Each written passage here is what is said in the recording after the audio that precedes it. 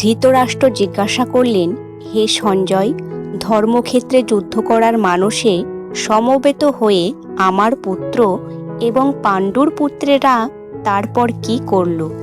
সঞ্জয় বললেন, হে রাজন, পাণ্ডবদের সৈন্যসজ্জা দর্শন করে রাজা দুর্যোধন দ্রোণাচার্যের কাছে গিয়ে বললেন, হে আচার্য, পাণ্ডবদের মহান সৈন্যবল দর্শন করুন, যা আপনার অত্যন্ত বুদ্ধিমান শিষ্য দ্রুপদের পুত্র অত্যন্ত দক্ষতার সঙ্গে ব্যূহের আকারে রচনা করেছেন।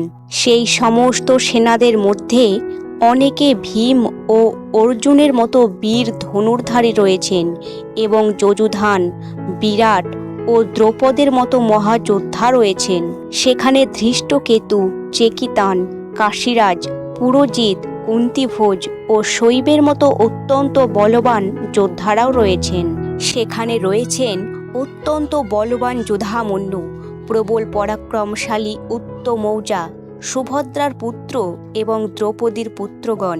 এই সব যোদ্ধারা সকলেই এক একজন মহারথী। হে দ্বিজোত্তম, আমাদের পক্ষে যে সমস্ত বিশিষ্ট সেনাপতি সামরিক শক্তি পরিচালনার জন্য রয়েছেন, আপনার অবগতির জন্য আমি তাদের সম্বন্ধে বলছি। সেখানে রয়েছেন আপনার মতোই ব্যক্তিত্বশালী ভীষ্ম, কর্ণ, কৃপা, অশ্বত্থামা, বিকর্ণ ও সোমদত্তের পুত্র ভূরিশ্রবা, যারা সর্বদা সংগ্রামে বিজয়ী হয়ে থাকেন। এছাড়া আরও বহু সেনানায়ক রয়েছেন, যারা আমার জন্য তাদের জীবন ত্যাগ করতে প্রস্তুত।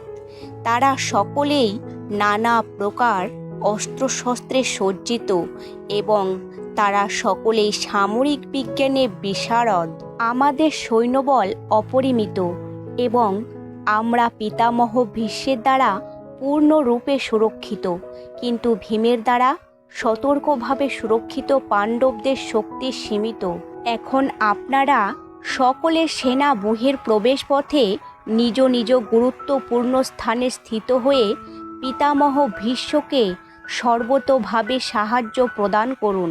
তখন কুরুবংশের বৃদ্ধ পিতামহ ভীষ্ম দুর্যোধনের হর্ষ উৎপাদনের জন্য সিংহের গর্জনের মতো অতি উচ্চনাদে তার শঙ্খ বাজালেন।